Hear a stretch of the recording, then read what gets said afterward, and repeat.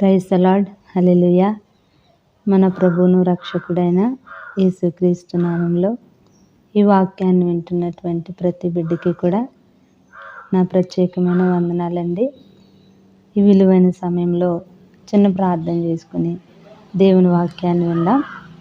ప్రార్థన చేసుకుందాం. పరిశుద్ధుడైన యేసు ప్రభువా, సర్వాధికారి, సర్వశక్తిమంతుడా, సజీవుడా, నీకు స్తోత్రాలు, వందనాలు ప్రభువా.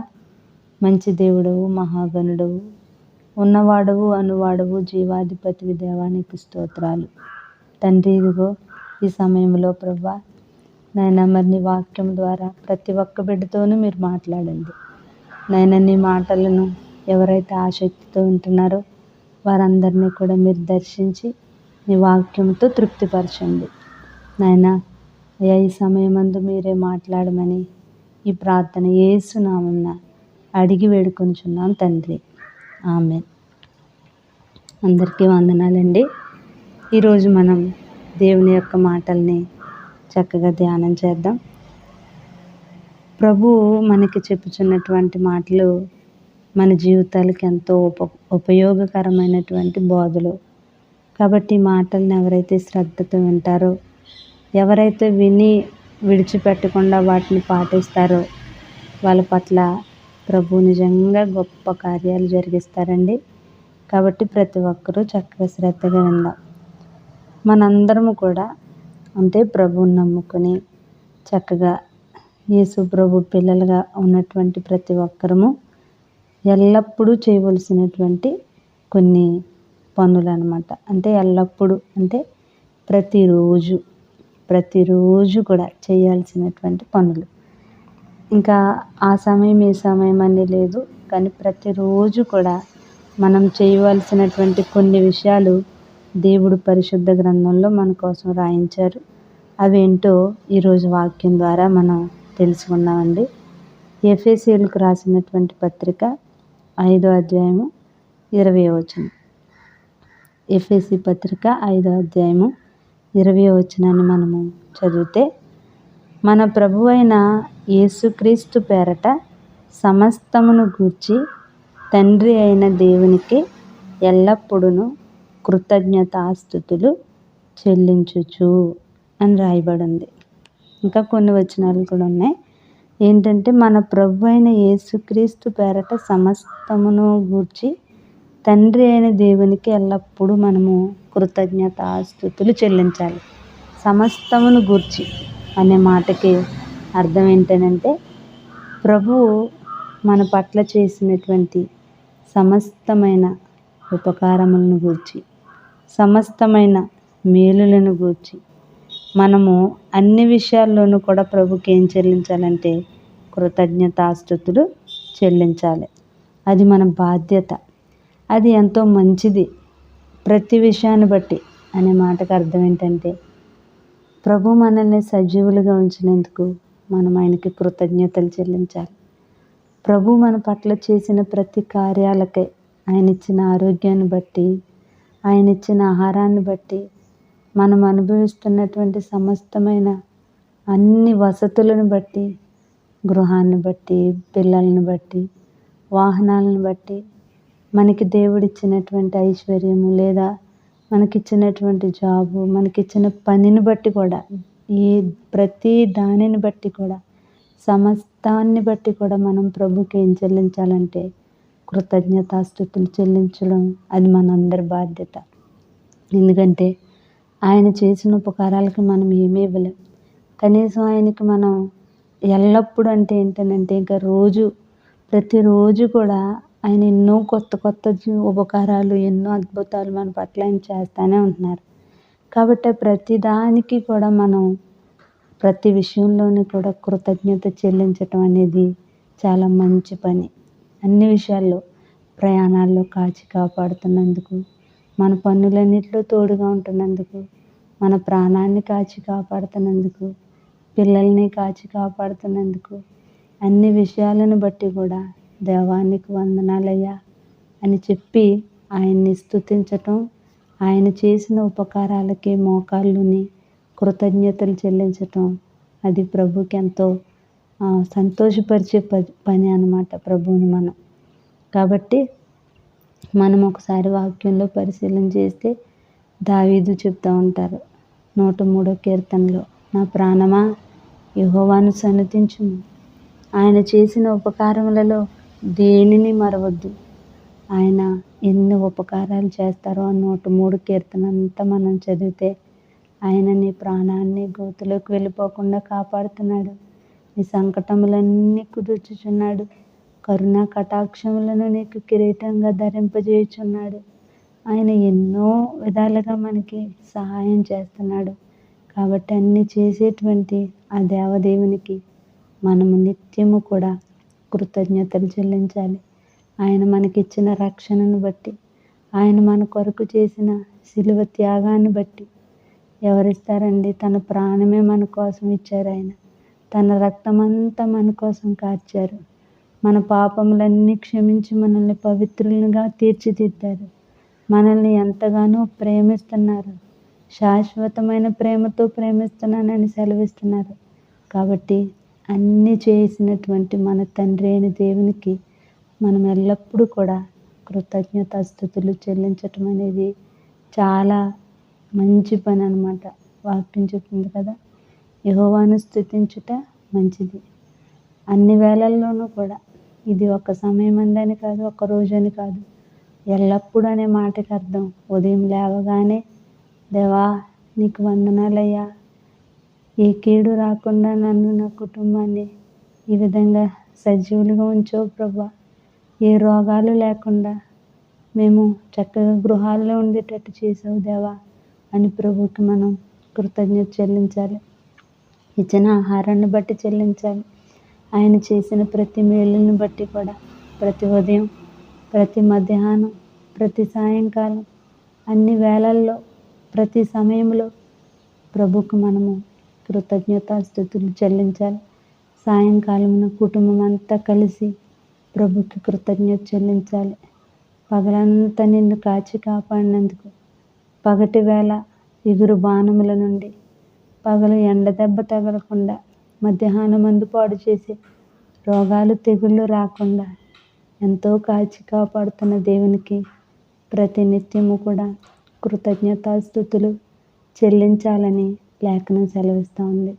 ప్రభు చెప్పే మాట ఏంటంటే, మొట్టమొదటిగా ఎల్లప్పుడూ కూడా కృతజ్ఞతాస్తుతులు చెల్లించుడి. అన్ని విషయాల్లోనూ, అన్ని వేళల యందు ప్రభు చేసిన ప్రతి మేలులకై కృతజ్ఞతగా స్తుతి స్తోత్రాలు చెల్లిస్తూ దేవునికి మనం కృతజ్ఞతలు చెప్పటం అనేది అది మనందరి బాధ్యత. తర్వాత మళ్ళీ ఇంకొక వచనాన్ని మనం చదువుకున్నామండి. ప్రభు మాట మనం ఒకసారి చూద్దాం. లూకా సువార్త 21వ అధ్యాయం 36వ వచనం. లూకా సువార్త 21వ అధ్యాయం 36వ వచనంలో ఆయన ఏం చెప్తున్నారంటే, కాబట్టి మీరు జరగబోవు వీటినెల్లను తప్పించుకుని మనుష్య కుమారుని ఎదుట నిలవబడుటకు శక్తి గలవారగునట్లు ఎల్లప్పుడూ ప్రార్థన చేయుచు మెలకువగా ఉండుడని చెప్పాను. ఇంకా రెండోది ఏంటంటే, ఎల్లప్పుడూ చేయవలసిన పని. అంటే ఈ సమయం ఆ సమయం అని కాదు, ఎల్లప్పుడూ కూడా. అంటే ప్రతిరోజు, అన్ని సమయాల్లోనూ, ఖాళీ ఉన్న ప్రతి సమయంలోనూ చేయవలసినటువంటి ఇంకో ప్రాముఖ్యమైన పని ఏంటంటే ప్రార్థన. కాబట్టి మీరు జరగబోవు వీటినెల్లను తప్పించుకొని, అంటే జరగబోయే ప్రతి పరిస్థితుల్ని కూడా మనం అన్నిటినీ కూడా తప్పించుకొని మనుష్య కుమారుని ఎదుట నిలవబడుటకు శక్తి గలవారగినట్లు. అంటే ప్రభు ముందు నిలబడాలంటే ఏ శక్తి కావాలంటే ప్రార్థనా శక్తి. నిలువబడుటకు శక్తి గలవారగినట్లు ఎల్లప్పుడూ ప్రార్థన చేయొచ్చు మెలకువగా ఉండుడి. మనందరము కూడా ఎల్లప్పుడూ ప్రార్థనలు చేస్తూ మెలకువ కలిగి జీవించాలి. ప్రార్థన ఎంత చేస్తామో అంత మనకి శక్తి, ఏ శక్తి కలుగుద్దంటే ఆత్మశక్తి పెరిగి ప్రభు ముందు మనం నిలబడగలుగుతాం. ప్రభు రాజ్యానికి మనం చేరగలుగుతాం. ప్రభువులో మనం ఇంకా ఎక్కువగా ఆత్మీయతలో జీవించాలంటే ఎల్లప్పుడూ చేయవలసిన రెండవ పని ఏంటనంటే ప్రార్థన. గుర్తుపెట్టుకోండి దేవుని బిడ్డలారా, ఇవి ప్రభు చెప్పుచున్న మాటలు. మొట్టమొదటిగా ఎల్లప్పుడూ కృతజ్ఞతాస్తుతులు చెల్లించాలి. రెండవదిగా ఎల్లప్పుడూ ప్రార్థన చేయాలి. ఇంకా మూడవదిగా ద్వితీయోపదేశ కాండము 11వ అధ్యాయము 1వ వచనాన్ని మనం చదివితే, కాబట్టి నీవు నీ దేవుడైన యెహోవాను ప్రేమించి ఆయన విధించిన వాటిని అనుసరించి ఆయన కట్టడలను, విధులను, ఆజ్ఞలను ఎల్లప్పుడూ గైకొనవలెను. ఇక్కడ ప్రభు చెప్పే మాట ఏంటంటే, నీవు నీ దేవుడైన యెహోవాను ప్రేమించి, అంటే ముందుగా మనం దేవుణ్ణి ప్రేమించి ఆయన విధించినటువంటి ఆజ్ఞలు, కట్టడలు, విధులు వీటిని మనం ఎల్లప్పుడూ గైకొనాలి. ఎల్లప్పుడూ గైకొనాలంటే ఆజ్ఞలు, విధులు, కట్టడలు ఇవన్నీ కూడా మన హృదయం అనే పలక మీద వ్రాయబడాలి. హృదయంలో వాటిని భద్రం చేసుకుంటేనే మనం వాటిని అనుసరించి నడవగలుగుతాం. ఎల్లప్పుడూ కూడా మనకి ఆజ్ఞలు అనేవి మన మనసులో ఉండిపోవాలి. మనకు తెలుసు దేవుడిచ్చిన 10 ఆజ్ఞలు కానీ, ఇంకా దేవుడు మనకి నియమించిన కట్టడలు, ఆయన పిల్లలకు కొన్ని కట్టడలు దేవుడు నియమించాడు, కొన్ని విధులు దేవుడు ఏర్పాటు చేశాడు. అంటే ఆయన పిల్లలు లోకంలో అందరిలాగా ఉండడం ఆయనకి ఇష్టం లేదు. లోకంలో అందరూ జీవించినట్టు జీవింతే ఆయనకి ఇష్టం ఉండదు. కాబట్టి తన పిల్లల్ని ప్రేమించి, ఆయన మనల్ని ప్రేమించి మనకి ఏమి ఇచ్చారంటే ఆజ్ఞలు, విధులు, కట్టడలు ఇచ్చారు. ఇదిగో మీరు ఇలా చేయాలి, ఇలా చేయకూడదు, ఈ విధమైన జీవితం ఉండకూడదు అని కొన్ని ఆజ్ఞలు అనేవి మనకి తెలుసు. నిన్ను వలె నీ పొరుగువాన్ని ప్రేమించు, నేను తప్ప ఇంకొక దేవుడు నీకు ఉండకూడదు, నువ్వు ఏ రూపమును చేసుకోనకూడదు, అలాగే నీవు విశ్రాంతి దినమును పరిశుద్ధంగా ఆచరించాలి, అలాగే నీకు మేలు కలుగునట్లు నీ తల్లిని తండ్రిని సన్మానించుము, అలాగే నీ దేవుడైన యెహోవా నామమును వ్యర్థంగా ఉచ్చరింపకూడదు, నరహత్య చేయకూడదు, దొంగిలింపకూడదు, వ్యభిచరింపకూడదు, నీ పొరుగువాని మీద అబద్ధ సాక్ష్యాలు పలకకూడదు, నీ పొరుగువాని దగ్గర దేనినైనా నీవు ఆశింపకూడదు అని ఈ విధంగా కొన్ని ఆజ్ఞలు, విధులు, కట్టడలు అనేవి ప్రభు మనకిచ్చాడు. వాటన్నిటిని కూడా పాటించవలసినటువంటి బాధ్యత మన పైన ఉంది. నువ్వు దేవుణ్ణి ప్రేమిస్తే, అక్కడ చెప్పాడు, మీరు మీ దేవుడైన యెహోవాను ప్రేమించి ఆజ్ఞలు, విధులు, కట్టడల్ని ఎల్లప్పుడూ గైకొనాలన్నాడు. నిజంగా ప్రభుని ప్రేమించే వాళ్ళు ఏం చేస్తారంటే ఆయన ఆజ్ఞల్ని, ఆయన కట్టడలను, ఆయన విధులను తప్పక పాటిస్తారు. ఏదో వినేసి విడిచిపెట్టరు, వాటిని పాటిస్తారు ప్రభుని ప్రేమించే వాళ్ళు. కాబట్టి ఎల్లప్పుడూ అంటే ప్రతిరోజు, ప్రతి నిత్యము కూడా మనం ఆ ఆజ్ఞల్ని గైకొనాలి. దేవుని పిల్లలకు దేవుడిచ్చిన కట్టడలు ఏంటంటే, లోకంలో అయితే కుల కట్టడలని, మత కట్టడలని అలాంటివి ఉంటాయి. కానీ ప్రభు మనకిచ్చినటువంటి కట్టడలు ఏంటంటే మన ఆత్మీయ క్షేమం కొరకు. ఇదిగో ప్రతి వారం నా సన్నిధిలో ఉండాలి, ప్రభు సన్నిధిలో ఉండాలి, అదొక కట్టడం మనకి. అలాగే మనకి దేవుడు ఇచ్చే ప్రతి దానిలో నమ్మకంగా దేవునికి మనం ఇవ్వాలి, అది కూడా ఒక కట్టడ. అలాగే మనం పాపం జోలికి వెళ్ళకూడదు, మనం విగ్రహారాధన జోలికి వెళ్ళకూడదు, మనం దేవునికి ఆయాసకరమైన పనులు చేయకూడదు. ఇవన్నీ ప్రభు మనకి ఏర్పరిచినటువంటి ఆజ్ఞలు, విధులు, కట్టడలు. కాబట్టి ఎవరైతే ఎల్లప్పుడూ వీటిని గైకొంటారో వాళ్ళని ప్రభు ద్వితీయోపదేశకాండం 28వ అధ్యాయం 1వ వచనంలో చెప్పినట్టుగా, నీ దేవుడైన యెహోవా వాక్కును నువ్వు శ్రద్ధగా విని నేడు ఆయన నీకు ఆజ్ఞాపించిన ఆజ్ఞలన్నిటినీ నీవు గైకొని నేరలా భూమి మీదనున్న సమస్త జనుల కంటే నీవు హెచ్చింపబడతావు అని ప్రభు చెప్పినటువంటి ఆ వాగ్దానం, ఇంకా 28వ అధ్యాయం అంతా వ్రాయబడిన దీవెనలన్నీ వారికి ప్రాప్తిస్తాయి అన్నాడు. ఏం చేస్తే అంటే ఎల్లప్పుడూ మనం ఈ ఆజ్ఞల్ని గైకొనాలి. ఆజ్ఞలు అనేవి మర్చిపోకూడదు. దేవుడిచ్చిన కట్టడలు, దేవుని మాటలు మన హృదయం మీద వాటిని భద్రంగా రాసి పెట్టుకొని ఎప్పటికప్పుడు వాటిని జ్ఞాపకం చేసుకుంటూ మన పనుల్లో కానీ, మన ప్రయాణాల్లో కానీ, మనం ఎక్కడున్నా కానీ ఆ ఆజ్ఞలు మనసులో ఉన్నప్పుడు వాటిని మనం గైకొనగలుగుతాం. కాబట్టి నా ప్రియమైన సహోదరుడా, సహోదరి, ఇవి దేవుని ఆజ్ఞలు, దేవుని మాటలు మనందరికీ తెలిసినవే. కాబట్టి వీటిని మనందరం కూడా మన హృదయంలో భద్రపరుచుకోవాలని, ఎల్లప్పుడూ వాటిని గైకొనాలని ప్రభు చెప్తా ఉన్నారు. ఎల్లప్పుడు అంటే అర్థమైంది కదండి. ప్రతి సమయంలోనూ కూడా మనం ఆ వాక్కుల్ని గైకొనాలి. ఇది మూడవదనమాట. 1 ఎల్లప్పుడూ కృతజ్ఞతాస్తుతులు చెల్లించండి. 2 మీరు దేవుని ముందు నిలబడే శక్తిమంతులు అవ్వాలంటే ఎల్లప్పుడూ మనం ప్రార్థన చేయాలి. అలాగే 3 ఎల్లప్పుడూ కూడా ఆయన కట్టడలను, ఆజ్ఞలను, విధులను గైకొనే వారంగా ఉండాలి. ఇక 4వదిగా ఫిలిప్పీలకు రాసినటువంటి పత్రిక 4వ అధ్యాయము 4వ వచనంలో చక్కటి మాట అక్కడ మనకు రాయబడి ఉంటుంది. ఏమనంటే ఎల్లప్పుడూ ప్రభువునందు ఆనందించుడి. ఈ మాట చక్కని మాట. ఎల్లప్పుడూ కూడా ఎవరిని బట్టి ఆనందించాలంటేనంట ప్రభువునందు ఆనందించుడి. మరలా చెప్పుదును, ఆనందించుడి. మనం లోకాన్ని బట్టి ఆనందించకూడదు.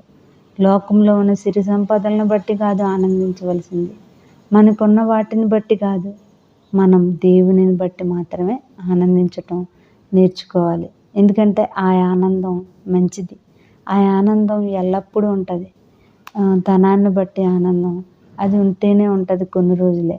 లేదా లోకంలో మనం చూసే వాటిని బట్టి కలిగే ఆనందం కొన్ని క్షణాలే ఉంటుంది. కానీ ప్రభువుని బట్టి ఆనందించే ఆ భాగ్యం మనకి నేర్చుకుంటే, అందులో ఉన్నటువంటి జ్ఞానం మనకు తెలిస్తే, చూడండి పౌలు శీలల్ని కొట్టి చెరసాల్లో వేసినా కూడా వాళ్ళు ఆనందంగా ఉన్నారు. కారణం ఏంటంటే వాళ్ళు ఎవరిని బట్టి ఆనందిస్తున్నారంటే ప్రభువుని బట్టి. కానీ నాడు చాలామంది సినిమాలు చూసి ఆనందపడతారు, స్నేహితులతో సరదాగా తిరిగి ఆనందపడతారు. కానీ ఆ ఆనందాలన్నీ క్షణిక ఆనందం. కాబట్టి వాక్యం వింటున్న నా ప్రియమైన దేవుని బిడ్డ, నీకు ఒకవేళ ఏమున్నా దానిని బట్టి ఆనందించకూడదు. కానీ నువ్వు ఆనందించవలసింది ఎవరిని బట్టి అంటే అన్నిటికంటే ముఖ్యంగా దేవునిని బట్టే.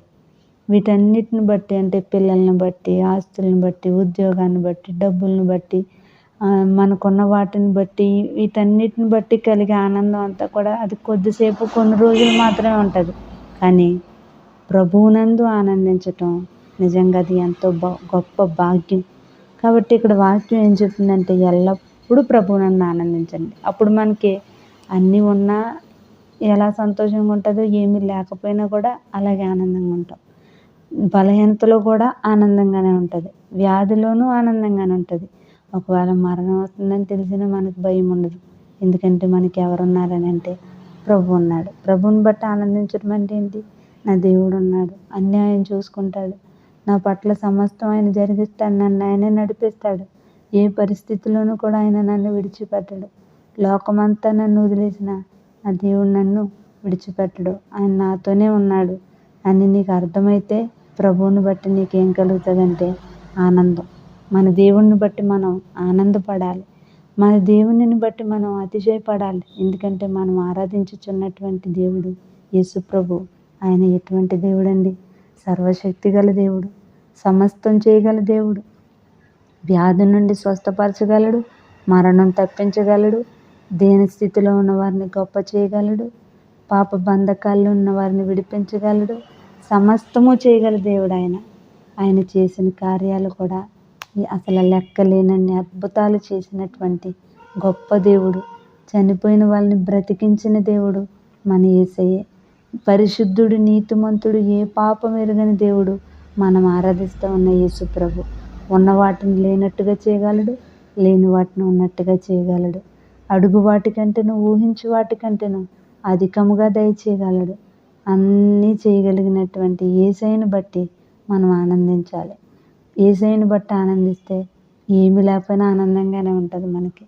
అసలు మనకి ఏ స్థితిలో ఉన్నా కూడా నా ప్రభు ఉన్నాడు చాలు, నేను ఒంటరిగా లేను, నా తండ్రి నాతో ఉన్నాడు, నన్నెన్నడూ ఆయన విడవడు, ఎడబాయడు అని ఆ ధైర్యం మనకు కలుగుతుంది.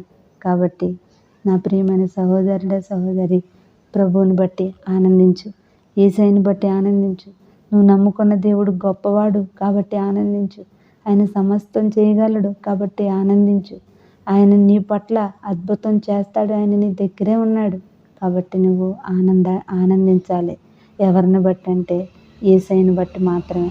సంపదలను బట్టి, పొలాలను బట్టి, ఇంటిని బట్టి, ఉన్న వాటిని బట్టి, పిల్లల్ని బట్టి ఈ ఆనందాలన్నీ కొన్ని రోజులు కొంతకాలమే ఉంటాయి. కానీ ప్రభువుతో ఉండే ఆనందం, ప్రభువులో ఉన్న ఆనందం ఆఖరి వరకు ఉంటుంది. ఎప్పటి వరకు అంటే మరణం వచ్చినా కూడా ఆనందంగానే ఉంటుంది. అందుకనే భక్తులు ఏ శ్రమల్లో ఉన్నా, ఏ కష్టాల్లో ఉన్నా కూడా వాళ్ళు ఆనందంగానే ఉన్నారు. వాళ్ళని కొరడాలతో కొట్టినా కూడా వాళ్ళు ఆనందంగానే ఉన్నారు. కారణం ఏంటంటే ప్రభు ఉన్నాడు మాతో. మేము అనుభవించేదంతా ప్రభు కోసమే కదా, మేము వెళ్ళేది ఆయన రాజ్యమే కదా, ఆయన మా కోసం రాబోతున్నాడు కదా అని వాళ్ళు ఆనందంగా ఉండగలిగారు. అలాగనే మనం కూడా ప్రభువునందు ఆనందించాలి. ప్రభు ఇవాళ మనకి చెప్పినటువంటి ఈ 4 విషయాలు: 1, ఎల్లప్పుడూ కృతజ్ఞతాస్తుతులు చెల్లించాలి. 2, ఎల్లప్పుడూ ప్రార్థన చేయాలి. 3, ఎల్లప్పుడూ ఆయన ఆజ్ఞలను, విధులను గైకొనాలి. ఇంకా 4వదిగా ఎల్లప్పుడూ ప్రభువునందు ఆనందించండి అని ప్రభు చెప్పినటువంటి మాట. కానీ ఈనాడు చాలామంది ఏంటంటేనంట, కీర్తనల గ్రంథం 73 అధ్యాయము 12వ వచనంలో ఒక మాట ఉంటుందండి. కీర్తనల గ్రంథం 73:12 అందులో ఏమనుందంటే, ఇదిగో ఇట్టివారు భక్తిహీనులు, వీరు ఎల్లప్పుడూ నిశ్చింత గలవారై ధనవృద్ధి చేసుకుందురు. భక్తిహీనులంట ఎల్లప్పుడూ కూడా ఇంక వాళ్ళ మనసంతా దేని మీద ఉంటుందంటే ధనవృద్ధి. అంటే ధనం ఎలా సంపాదించాలి, ఎలా గొప్పవాళ్ళం అవ్వాలి, ఏ రీతిగా అయితే మనం సంపాదిస్తాం, ఎలాగైతే మనకు వస్తుంది, అందరికంటే గొప్పవాళ్ళం అయిపోవాలని ఈ ఆలోచనలోనే ఉంటారంట. ఎవరు? భక్తిహీనులు, భక్తి లేనోళ్ళు. వాళ్ళకి ప్రార్థన చేసుకుందాం, వాక్యాన్ని ధ్యానించుకుందాం, ప్రభువుని బట్టి ఆనందిద్దాం, ప్రభువుతో గడుపుదాం అని ఏమీ ఉండదు వాళ్ళకి. రోజంతా కూడా వాళ్ళ సమయం అంతా దేనికంటే వాళ్ళు ఎలాగ సంపాదించాలి, ఎలా గొప్పవాళ్ళం అయిపోవాలి, ధనం సంపాదించాలంటే ఏం చేయాలి, ఎలాగైతే మనం కూడా గొప్పవాళ్ళం అయిపోతామని ఇలాగ ఆలోచిస్తారంట. వీళ్ళు ఎవరంటే భక్తిహీనులు. భక్తిహీనుల ఆలోచనలన్నీ లోక సంబంధంగా ఉంటాయి. భక్తిహీనుల ఆలోచనలన్నీ లోకంలో ఉన్న వాటి మీదే ఉంటాయి. కానీ దేవుని యొక్క భక్తులు అంటే దేవుణ్ణి ఇష్టపడి దేవుణ్ణి ప్రేమించే బిడ్డల ఆలోచన మాత్రం, వాళ్ళ ఆలోచన ఈ లోకాన్ని ఎక్కువగా ఇష్టపడదు. వాళ్ళు ఈ లోకాన్ని ఎలా ఎంచుతారంటే దీన్ని ఒక పెంటతో సమానంగా ఎంచుతారు. వాళ్ళు ఎల్లప్పుడూ కూడా అంటే వాళ్ళు ఒకవేళ పనులు చేసినా, ఉద్యోగం చేసినా, ఏ పనిలో ఉన్నా, ఏ కార్యక్రమంలో ఉన్నా వాళ్ళ మనసు మాత్రం దేవుని మీద ఉంటుంది. కాబట్టి నా ప్రియమైన దేవుని బిడ్డలారా, మనము భక్తిహీనుల వలె ఉండకూడదండి. భక్తిహీనుల వలె ఎంతసేపు సంపాదన లేకపోతే ఎంతసేపు ఈ ఆలోచనలు, లోక సంబంధమైన ఆలోచనలతో ఉండకుండా, ఇదిగో ప్రభు మనకి ముందు చెప్పినట్టుగా ఎల్లప్పుడూ ప్రార్థన చేస్తూ, ఎల్లప్పుడూ కృతజ్ఞతాస్తుతులు చెల్లిస్తూ, ఎల్లప్పుడూ ప్రభు యొక్క ఆజ్ఞలు, విధులు, కట్టడలను మనం గైకొంటూ ఎల్లప్పుడూ ప్రభువునందు ఆనందిస్తూ ఉండాలని ప్రభు చెప్పినటువంటి మాటల్ని మన హృదయంలో భద్రపరుచుకొని మనందరం ఆ విధంగా జీవిద్దాం. దేవుడు ఈ వాక్యం ద్వారా ఈ మాటలు విన్న ప్రతి బిడ్డని కూడా దీవించి ఆశీర్వదించునుగాక. ఆమేన్. ప్రార్థన చేసుకుందాం. మహాగణుడా, మహోన్నతుడా, స్తోత్రాలు ప్రభు. ఇంతవరకు చక్కగా మీరు మాట్లాడిన మాటలను బట్టి వందనాలు. నాయనా, నీ బిడ్డలు ఎల్లప్పుడూ చేయవలసిన పనులు మీరు చెప్పారు. ప్రతిరోజు ప్రతి సమయంలో చేయవలసినటువంటి కొన్ని పనులు, కొన్ని బాధ్యతలు ఆయన నీ బిడ్డలుగా మీరు మాకు మరి ఈరోజు వాక్యం ద్వారా తెలియజేశారు. కాబట్టి ఈ మాటలు విన్న ప్రతి బిడ్డలు కూడా నాయన ఇదిగో ఎల్లప్పుడూ కృతజ్ఞత చెల్లిస్తూ, ఎల్లప్పుడూ ప్రార్థించేవారిగా, నాయన ఎల్లప్పుడూ కూడా తండ్రి నాయన నీ ఆజ్ఞలు, నీ విధులు, నీ కట్టడలు గైకొనేవారిగా, అలాగే ఎల్లప్పుడూ నిన్ను బట్టి ఆనందించేవారిగా జీవించేటువంటి కృప ప్రతి ఒక్కరికి దయచేయండి. నాయన ఈ మాటలు ప్రతి ఒక్కరిలో మీరు నాటి ఫలింపచేయండి. దేవానికి స్తోత్రాలు. ఈ మాటలు వింటున్న బిడ్డలు ఎవరైనా బలహీనులుగా ఉంటే వారిని ముట్టి స్వస్థపరిచి బలపరచండి. నాయన ఎవరైనా ఒకవేళ ఏదైనా బంధకంలో ఉంటే వారిని మీరు విడిపించండి నాయన. అందరినీ కూడా మీ కృపతో మీరు ఆశీర్వదించండి. దేవానికి స్తోత్రాలు, వందనాలు ప్రభా. నాయన ఇదిగో తండ్రి, వాక్యాన్ని వింటున్న ప్రతి కుటుంబంలో, ప్రతి ఒక్కరి జీవితంలో సమృద్ధి అయిన ఆశీర్వాదాలు అనుగ్రహించి బిడ్డల్ని మీరే బలపరచమని, ఈ పరిచర్యని మీరు ఇంకను దీవించి మీరే సమస్త మహిమ ఘనత ప్రభావాలు పొందమని ఈ ప్రార్థనలన్నీ యేసుక్రీస్తు నామమున అడిగి వేడుకొంచున్నాం తండ్రి. ఆమేన్. అందరికీ వందనాలండి.